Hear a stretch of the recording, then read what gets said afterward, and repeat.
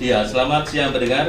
Dialog khusus pada siang hari ini, Selasa 29 September 2020 bersama saya Supriyadi, yaitu dengan dialog khusus Gubernur Jawa Timur menyapa masyarakat. Dan pada kesempatan kali ini, yaitu dengan topik kesehatan dan sinergitas Provinsi Jawa Timur di tengah daerah dengan daerah dalam upaya menekan penyebaran COVID-19. Dan siaran ini juga dirilai oleh RRI Jawa Timur. Tentunya akan membahas mengenai kesehatan dan sinergitas Provinsi Jawa Timur dengan daerah dalam upaya penanganan ataupun menekan penyebaran COVID-19. Dan di studio sudah ada narasumber yang pertama, yaitu Gubernur Jawa Timur Ibu Haja Khofifah Indar Parawansa. Assalamualaikum, selamat siang Ibu Gubernur. Ya, assalamualaikum warahmatullahi wabarakatuh. Selamat pagi. Biar semangat kita dan kesegaran kita, kebugaran kita. Salam sehat semua masyarakat Sumeneb dan masyarakat Jawa Timur. Iya, yang kedua narasumber kami di studio yaitu Bupati Kabupaten Sumeneb, Pak Buya Busro Karim. Assalamualaikum, selamat siang Buya. Dan narasumber berikutnya Kepala BPS Provinsi Jawa Timur, Bapak Dadang Hardiwan. Selamat siang, assalamualaikum Bapak. Waalaikumsalam, selamat siang. Untuk narasumber berikutnya yaitu Kakanwil BPN Provinsi Jawa Timur, Bapak Jonahar. Selamat siang, assalamualaikum Bapak Jonahar. Assalamualaikum warahmatullahi wabarakatuh, selamat siang. Untuk narasumber yang terakhir atau yang kelima yaitu Direktur Utama Bank Jatim, Bapak Busrul Iman. Assalamualaikum Pak Iman. Waalaikumsalam warahmatullahi wabarakatuh. Kabar baik semua Bapak-Bapak. Iya, pendengar, untuk topik kita pada siang hari ini yaitu kesehatan dan sinergitas Provinsi Jawa Timur dengan daerah dalam upaya menekan penyebaran COVID-19.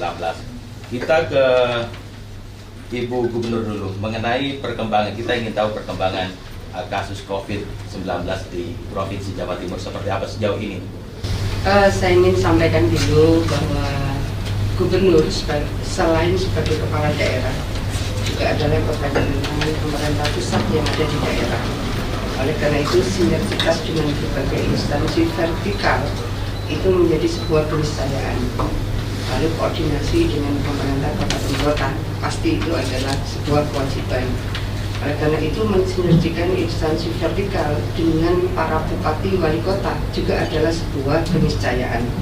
Maka hari ini saya ingin menyampaikan bersama saya ada Kepala Kantor Wilayah BPN Jawa Timur, Pak Jonahar, kemudian ada Kepala Kantor Wilayah BPS Jawa Timur, Pak Dadang, juga ada Dirut Bank Jatim. Sinergitas ini menjadi satu kesatuan. Mungkin seringkali Pak Presiden menyampaikan gas dan rem, gas ekonominya, tapi juga nggak boleh kebablas. Jangan sampai gaspol rem belum. Jangan sampai seperti itu. Nah, pentingnya juga kami bersama dengan instansi vertikal datang ke kabupaten kota. Kami ingin koordinasi secara lebih intensif, lebih fokus kepada Pak Bupati Sumeneb. Ini ada kepulauan di Sumeneb, ada potensi sumber daya alam yang luar biasa, yang hanya ada 2 di dunia. Oh, ini Pak Kanwil BPN dan Pak Kanwil BPS. Ada gilian, saya pernah naik perahu, mestender sama Pak Bupati ke sana. Itu Pak Bupati waktu itu memberikan angan-angan kita, bayang-bayang dan harapan-harapan. Di sana kita bisa menemukan warga yang umurnya di atas 100 tahun banyak, bahkan ada yang 150 tahun. Artinya apa? Ada oksigen yang luar biasa, hanya ada 2 di dunia. Yang satu di Jordan, satunya di Indonesia ternyata adalah di Sumeneb. Jadi warga Sumeneb tidak boleh tidak tahu, warga Jawa Timur tidak boleh tidak tahu bahwa Allah anugerahkan luar biasa oksigen terbaik dunia. Dan saya sampai ke stalaktit-stalaktitnya, tiap titik itu ada ukuran-ukurannya dan seterusnya. Artinya sudah secara saintifik diupdate bagaimana kondisi oksigen di sana. Tapi juga ada hal di kepulauan ini butuh sambungan listrik yang harus terus dikembangkan. Ini juga Kepala PLN ini Pak Bupati sudah koordinasi ulang kemarin, karena dulu ini mestinya 2020 ini akan bersambung lagi. kemudian koneksitas melalui berbagai pelabuhan. Jadi ini juga harus diseiringkan dengan upaya pengendalian COVID-19. Samalah Sumenep ini pernah merah, pernah orange, pernah kuning, lama sekali kuningnya. Ya karena tiap minggu peta itu, zonasi itu berubah. Kalau ada warna merah misalnya, itu tidak menggambarkan satu kabupaten. Bisa saja itu karena satu titik, satu klaster. Nah, yang pesennya tidak didata COVID, dipikir sak Sumenep gitu. Padahal kecamatan ini ya tetap hijau, kecamatan ini tetap hijau dan seterusnya karena update-nya tiap hari Selasa. Kenapa hari Selasa? Itu keputusan pusat. Jadi Satgas, kalau dulu gugus tugas. Ini juga harus diantisipasi. Yang saya karena Sumenep ini termasuk satu dari 19 kabupaten kota yang akan pilkada. KPU harus detail, Bawaslu harus detail, paslon harus punya tim yang terus mengidentifikasi ini di sana hijau misalnya. Kalau ingin silaturahim temu konstituen dan seterusnya, itu betul-betul harus dipetakan supaya pilkada ini tetap berseiring dengan upaya konsolidasi demokrasi, tapi juga kemungkinan terjadinya klaster bisa dihindari. Format-format itulah yang saya ingin menyampaikan kepada seluruh pendengar Pro 1 FM dan 5 stasiun RRI yang merilai pertemuan pada pagi hari ini. Ada program yang kita baru luncurkan bersama Pak Menteri ATR BPN, Trijuang. Jadi kepala daerah, kemudian desa dan kepala kantor pertanahan. Itulah yang kami ingin bersama Pak Kanwil BPN. Saya selalu sampaikan asah besi selagi masih panas. Baru Jumat yang lalu. Terus kita keliling. Harapan kita adalah seluruh ikhtiar untuk pemetaan bidang. Ada tanah-tanah yang belum tersertifikat, termasuk adalah musola Al-Mukarram ini Kiai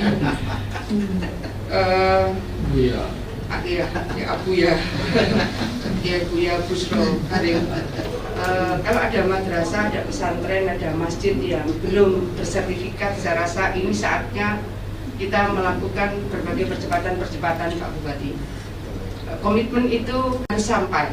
Jangan-jangan bukan tidak dilaksanakan, tapi belum sampai informasinya. Saya terima kasih sekali kalau ini dirilis oleh 5 RRI, jadi sampaikan kepada kepala desa, karena yang tahu peta-peta bidang ini kira-kira sejarah kepemilikannya dan seterusnya, apakah sudah dibagi karena warisan dan seterusnya, legalitas dari kepemilikan. Saya lebih senang menggunakan kepemilikan daripada penguasaan lahan. Ya, bahasa TNBPN itu penguasaan. Saya lebih senang menggunakan bahasa legalitas kepemilikan lahan. Itu menjadi bagian yang sangat penting untuk bisa menjadikan pedoman dia bahwa ini memang punya saya gitu. Dia tidak lagi di dalam kekhawatiran itu Pak Bupati. Lalu ada Pak Kanwil BPS Jawa Timur, ini hari terakhir ini -1, besok itu hari terakhir untuk sensus penduduk. Jadi pastikan bahwa kita terdata pekerjaannya, umurnya, dan termasuk kepemilikannya dan seterusnya. Ini menjadi sangat penting karena 10 tahun sekali proses sensus penduduk dan besok terakhir. Oleh karena itu nanti dari sini kita juga akan diajak oleh Pak Kanwil BPS verifikasi dan validasi mungkin dari yang sudah didata oleh tim sensus penduduk ya, petugas SP yang ada di Sumenep ini. Juga pada saat seperti sekarang Pak Bupati, kita ini kan melihat ada efek ekonomi yang sangat dirasakan oleh masyarakat. Oleh karena itu support yang mungkin bisa kita bangun sinergitas Pak Bupati, ada Pak Dirut Bank Jatim, Pak Busrul Iman. Ini juga nanti kita di pendopo insya Allah Pak Bupati itu akan menyampaikan ada program PEN, kemudian ekonomi nasional, ada dagulir dan seterusnya. Harapannya adalah pengendalian COVID ini berseiring dengan upaya pergerakan ekonomi masyarakat. Nah, sebelum ini di round beliau-beliau, saya ingin sampaikan bahwa per pagi ini rate of transmission, Jadi penularan COVID di Jawa Timur terendah se-Indonesia. Alhamdulillah. Alhamdulillah. Tapi tetap harus pakai masker. Rate of transmission kita ini tiap malam itu lihat yang biasa update itu The Bonsa. The Bonsa itu tiap hari dia update. Kita lihat rate of transmission kita hari ini terendah se-Indonesia. Kemudian positivity rate kita itu hari ini sudah di bawah rata-rata nasional 12% per hari ini. Kalau tidak salah nasional sekarang 16%. Jadi insya Allah terkendali. Saya melihat bahwa proses pengendalian ini berseiring dengan operasi justisi. Jangan dilihat denda administratifnya. Operasi justisi itu mengajak kita disiplin, patuh pakai masker. Ini kan yang sering kita sampaikan bahwa pakai masker saja itu kira-kira menurunkan sampai 0,6. Kalau turun 0,6 berarti rate of transmission kita tinggal 0,4. Itu sudah new normal kalau 0,4.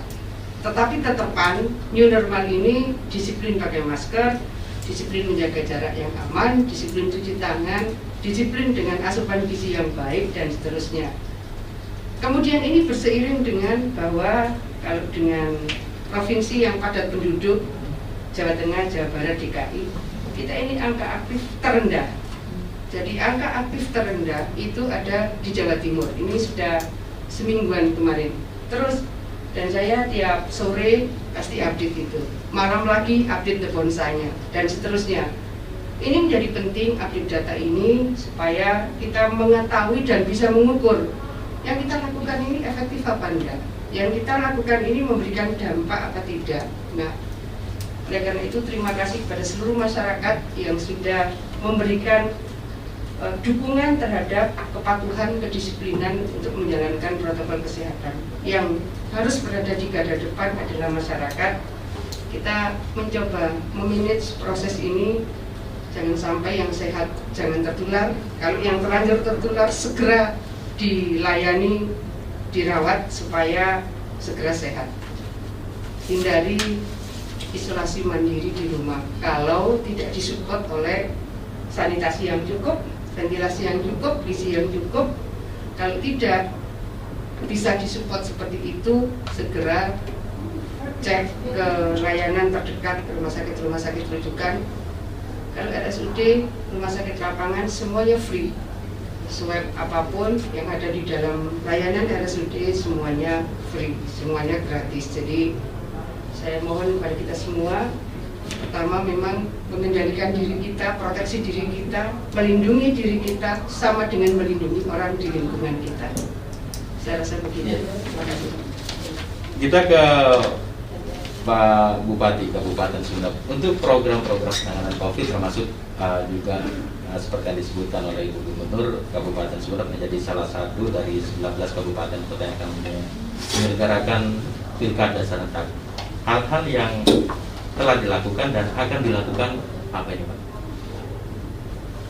Terima kasih Ibu Gubernur, Ibu Novila yang berhubungan dengan pilkada ini, khususnya pilkada dengan COVID ini. Pilkada dan COVID. Jadi untuk kami informasikan hari ini yang sedang kami rawat di rumah sakit ini 35 orang. Di rumah sakit Dr. Anwar Sumeneb itu ada 17 di rumah sakit Kalianget juga ada rumah sakit Islam Kalianget. 2 itu, 3 itu sekarang dirawat di Surabaya. Ada 2 lagi yang isolasi mandiri, jumlahnya 35. Awalnya memang yang terkonfirmasi memang 347, sekarang 35. Dan ini tentu saja satu sisi harapan, tapi satu sisi ini tantangan karena ada pilkada. Untuk pilkada ini tentu saja kemarin kami sudah melakukan dengan para calon partai integritas untuk bagaimana semua langkah-langkah dari para calon ini menyesuaikan dengan protokol kesehatan dan semuanya sudah tanda tangan. Itu secara formal. Tapi ini memang perlu dukungan oleh semua pihak, termasuk KPU dan Bawaslu. Kalau dari sisi anggaran, saya kira sudah selesai. Anggaran yang tentu saja menyesuaikan dengan tambahan-tambahan yang berhubungan dengan penyempurnaan pelaksanaan COVID ini. Protokol kesehatan selesai. Persoalannya tentu saja ini nanti di lapangan. Ini di mana-mana pasti di lapangan. Kami ini ya memang sering turun ke lapangan, bertemu dengan banyak masyarakat. Memang perlu tidak hanya sosialisasi tentang COVID ini, tidak hanya perlu sosialisasi tentang new normalnya, tetapi nampaknya masyarakat ini perlu banyak mengetahui tentang dampak dari COVID ini. Ini nampaknya yang orang apa itu COVID ini? Mungkin karena secara keilmuannya belum tahu banyak tentang bahaya COVID itu. Yang banyak di mana-mana kan sekarang new normal, prinsip-prinsip new normal.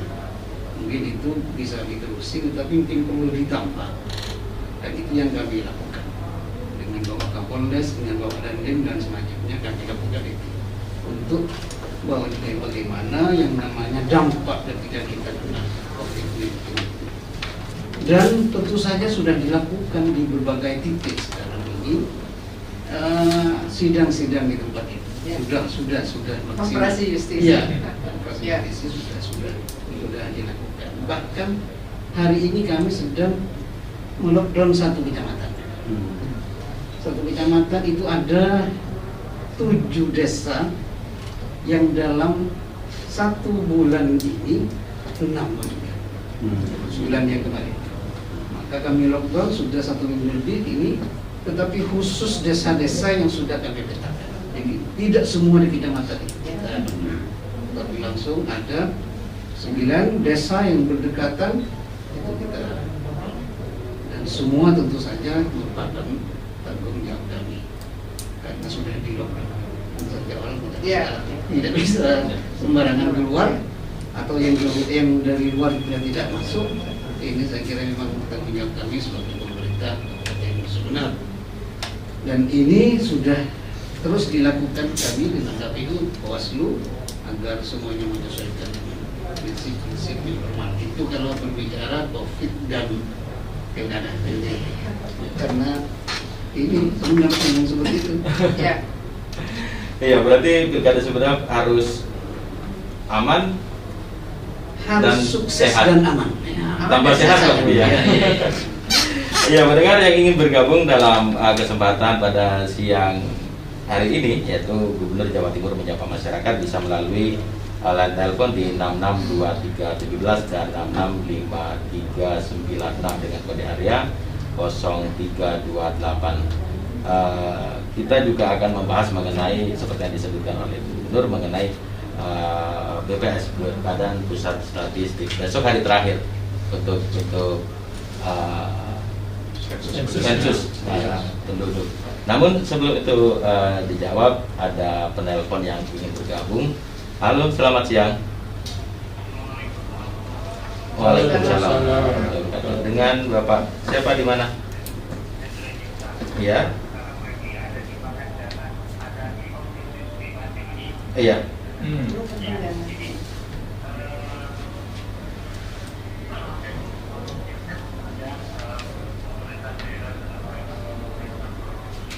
Jawa Timur Pak.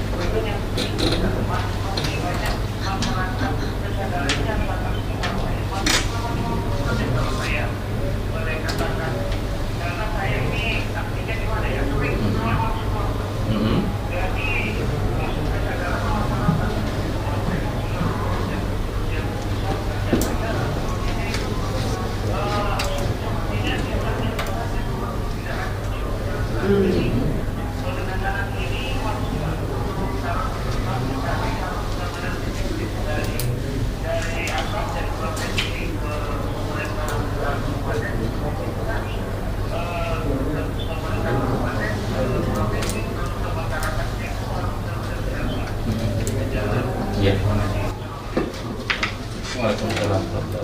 Untuk penelpon kedua, halo. Assalamualaikum, selamat siang. Waalaikumsalam. Dengan Bapak siapa? Dari mana? Ahmad dari Buton. Iya, Pak Ahmad, yang ingin ditanyakan.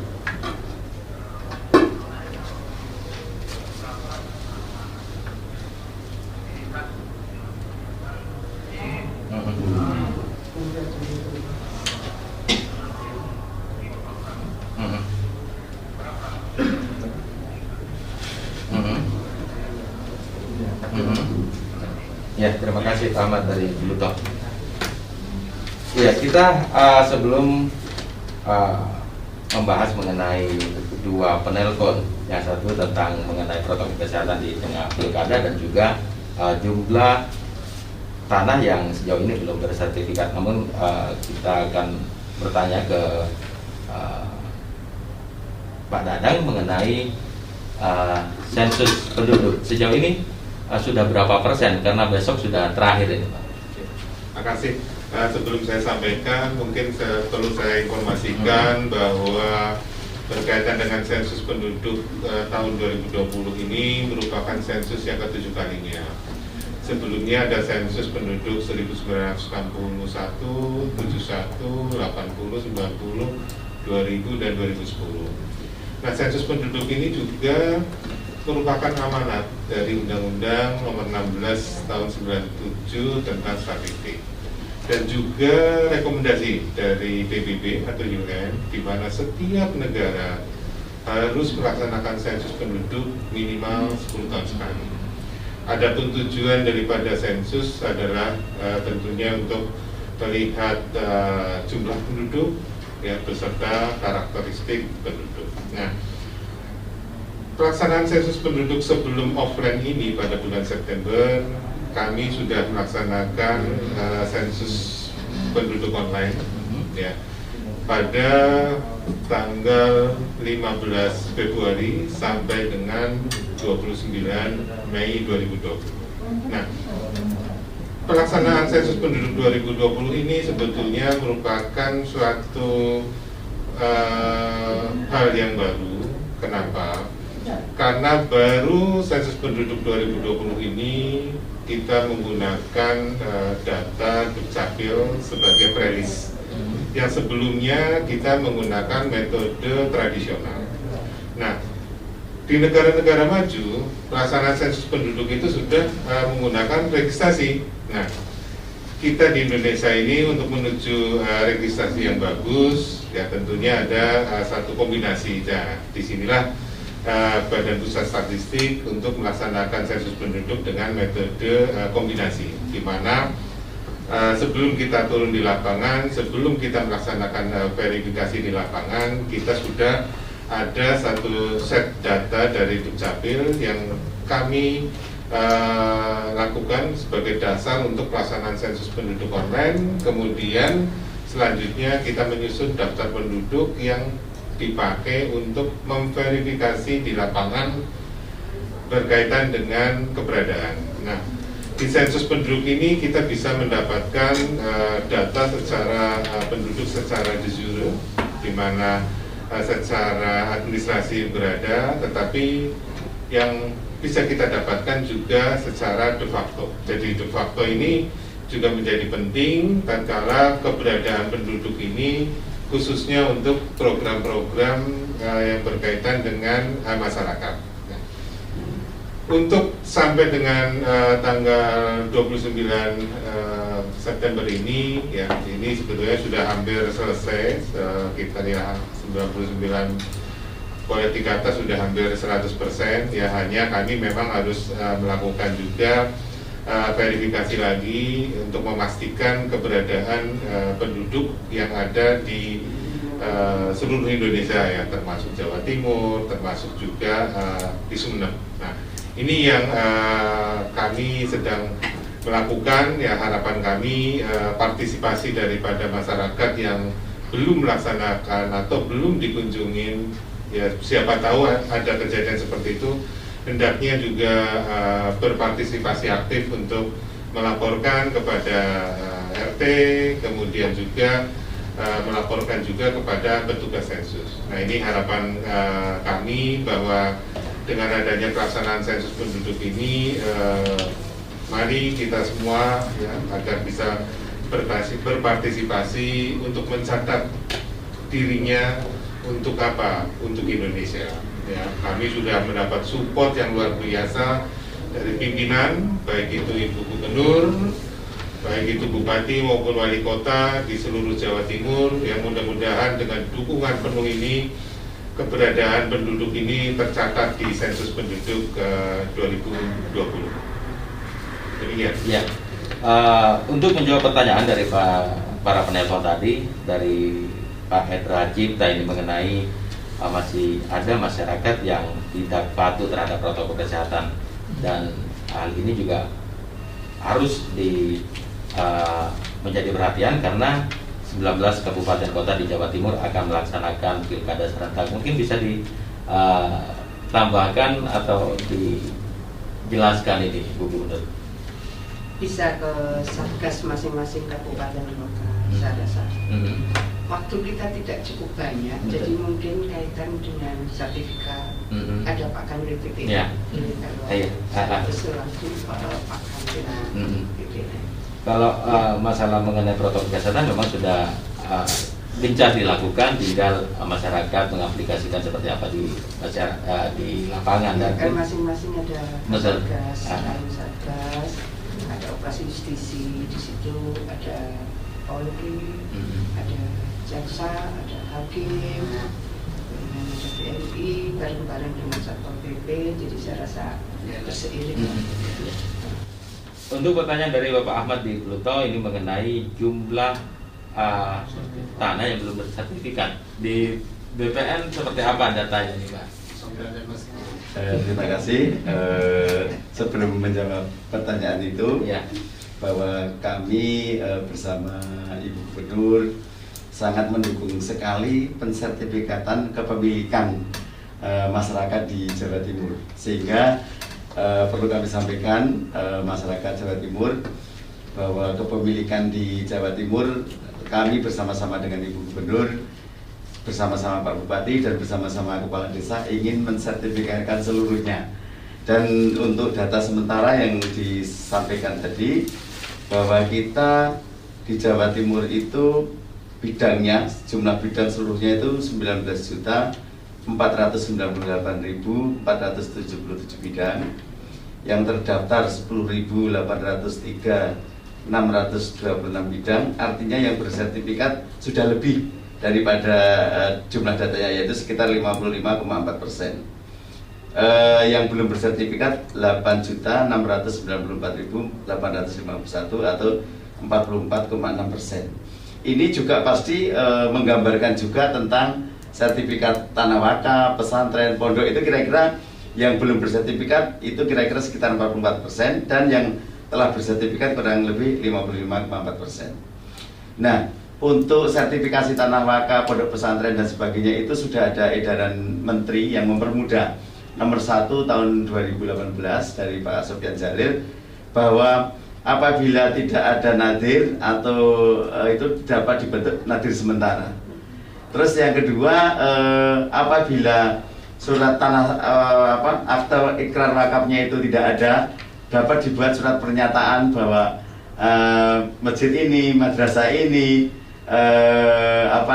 pondok ini itu betul-betul tidak bersengketa dan sudah pernah diwakafkan, tetapi ikrar wakafnya belum diketemukan. Itu tetap kita sertifikatkan. Ya.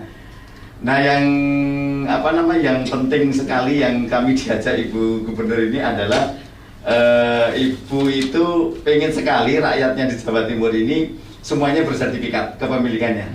Jadi kami bersama Ibu ini akan menyisir semua bidang tanah yang ada di desa. Jadi setiap desa itu kita sisir, baik yang bidang kepemilikan yang sudah bersertifikat maupun yang belum, baik unsur-unsur geografis, sungai, tanah, danau, dan nanti setelah kita sisir nanti akan ada tanah-tanah HGU yang mungkin tidak tidak maksimum, nah itu nanti mungkin akan kita tangani lebih lanjut, atau HGU yang sudah terlantar akan kita tangani lebih lanjut, sehingga tanah di Jawa Timur ini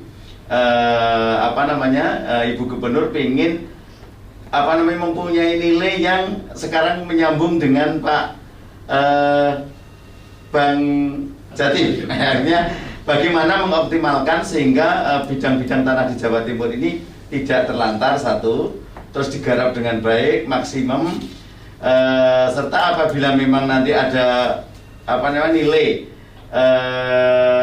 dikerjasamakan seperti kemarin di Klengkeng itu, bagaimana caranya Di Lumajang. Di Lumajang itu Klengkeng itu bisa dikembangkan, sertifikasinya kita bikin sertifikat, terus bisa dikerjasamakan dengan pengusaha dan sebagainya, sehingga saya sangat bangga sekali dengan Ibu Gubernur yang betul-betul memikirkan sertifikasi atau kepemilikan dari semua warga di Jawa Timur. Nah mungkin sementara itu nanti kalau ada pertanyaan nanti mungkin bisa kita tambahkan kembali. Pengajuannya seperti apa prosesnya nih Pak? Kalau perorangan atau memang harus melalui kepala desa, camat atau pemerintah daerah? Tidak. Jadi kita memang ada program namanya pendaftaran tanah stigmatik lengkap. Itu yang di kurang lebih untuk tahun depan kurang lebih 1,5 jutaan, untuk itu bisa bersama-sama dengan kepala desa. Namun demikian apabila ada masyarakat yang tidak sabar menunggu sertifikasi itu, PTSL bisa mengajukan sendiri. Nah tentunya kalau mengajukan sendiri ada biaya pengukuran, ada biaya panitia.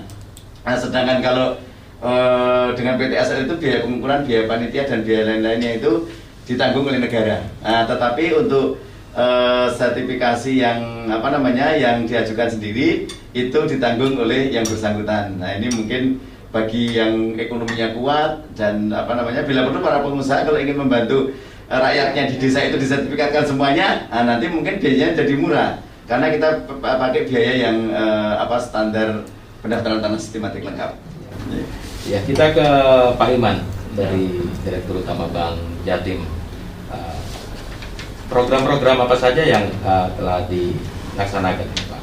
Iya, baik. Tentu saja kami dari Bank Jatim sebagai bank milik masyarakat Jawa Timur turut serta untuk mensukseskan sinergitas yang dicanangkan oleh Ibu Gubernur. Bank Jatim tentu terkait dengan COVID ini bagaimana bisa memberikan kontribusi yang positif untuk menggerakkan perekonomian di Jawa Timur. Nah, Bank Jatim memiliki upaya usaha-usaha untuk mensukseskan program dari pemerintah pusat melalui stimulus-stimulus yang dicanangkan oleh Kementerian Keuangan, oleh OJK dan sebagainya. Bank Jatim sudah memapping nasabah-nasabah atau masyarakat, mana yang terdampak positif langsung oleh COVID, mana yang terdampak tidak langsung oleh COVID. Karena COVID ini memang kena di semua sektor ekonomi, tidak hanya pelaku mikro tapi juga sampai yang komersial. Program apa yang ada di Bank Jatim? Salah satunya adalah bagi para nasabah yang baik itu mikro, UMKM atau perdagangan besar yang cash flow usahanya terganggu karena COVID. Bagi nasabah Bank Jatim, silahkan datang ke kantor Bank Jatim. Baik, kantor Bank Jatim tersebar di seluruh kota kabupaten termasuk di kecamatan. Nanti petugas kami akan mengasesmen apa masalahnya, sehingga nanti kami bisa berikan keringanan cash flow-nya, sehingga target kami bagaimana nasabah itu bisa tumbuh kembali di tengah COVID ini. Nah, nanti keringanan itu bisa berupa penundaan jangka waktu, angsuran bunga, angsuran pokok, termasuk keringanan bunga dan lain sebagainya. Kami sudah merestrukturisasi ini di Bank Jatim itu sudah hampir 2 triliun. Untuk masyarakat Jawa Timur untuk restrukturisasi di bidang usahanya. Kemudian kami juga ada program untuk dagulir yang dicanangkan oleh pemerintah provinsi.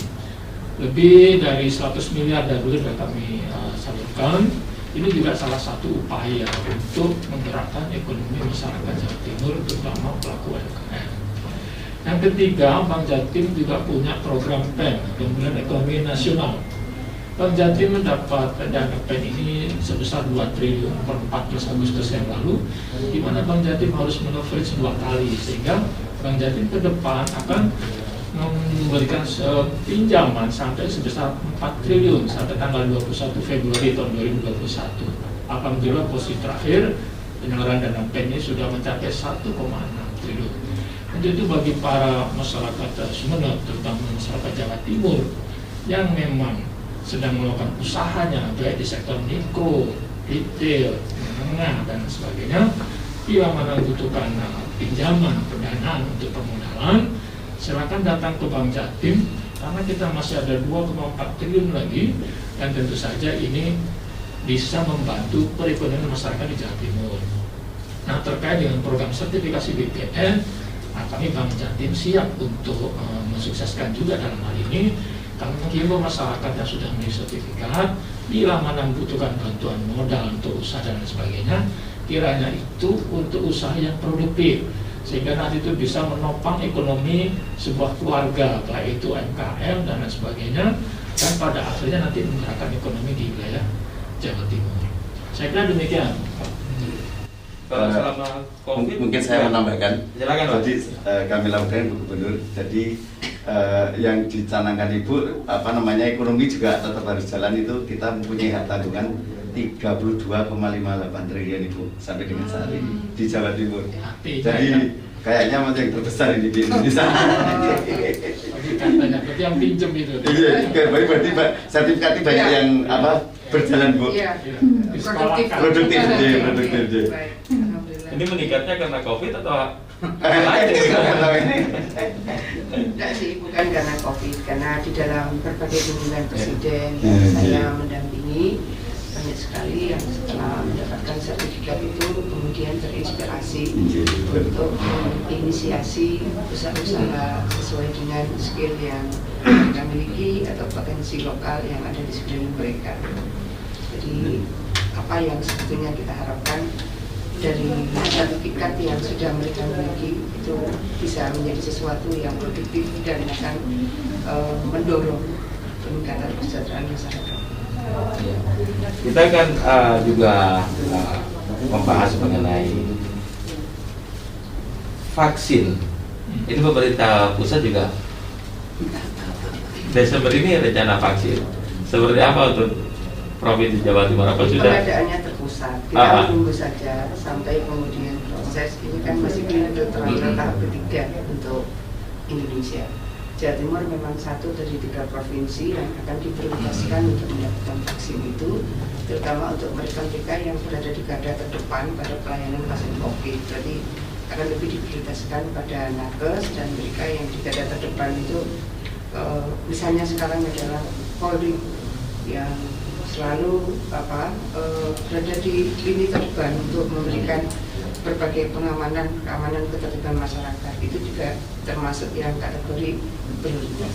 Ya. Ada target untuk Jawa Timur mengenai menekan angka COVID sendiri? Saya tadi sudah bilang positivity rate kita itu sudah di bawah rata-rata nasional. Rate of transmission kita itu sudah terendah dari seluruh provinsi di Indonesia.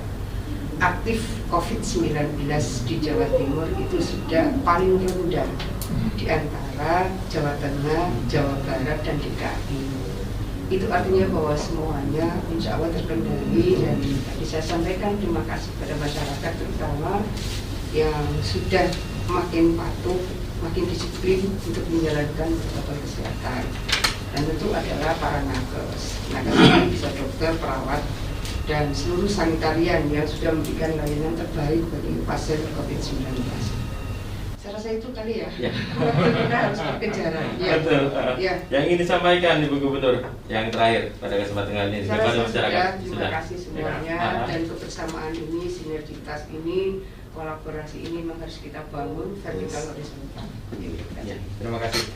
Iya, pendengar, baru saja obrolan kita pada siang kali ini, yaitu Gubernur Jawa Timur menyapa masyarakat dengan topik kesehatan dan sinergitas Provinsi Jawa Timur dengan daerah dalam upaya menekan penyebaran COVID-19. Terima kasih atas waktunya Ibu Gubernur Jawa Timur, Ibu Haja Khofifah Indar Parawansa, Bupati Kabupaten Sumedang Bapak Buya Busro Karim, Kepala BPS Provinsi Jawa Timur Bapak Dadang Hardiwan, Kakanwil BPN Provinsi Jawa Timur Bapak Yonahar dan Direktur Utama Bank Jatim Bapak Busrul Iman. Terima kasih atas waktunya. Juga kita ingatkan kepada masyarakat untuk tetap patuh terhadap protokol kesehatan karena protokol kesehatan menjadi kunci utama menekan dan memutus mata rantai penyebaran COVID-19. Saya Supriyadi beserta seluruh kerabat kerja bertugas undur diri dari ruang dengar Anda. Selamat siang. Assalamualaikum warahmatullahi wabarakatuh. Waalaikumsalam warahmatullahi wabarakatuh.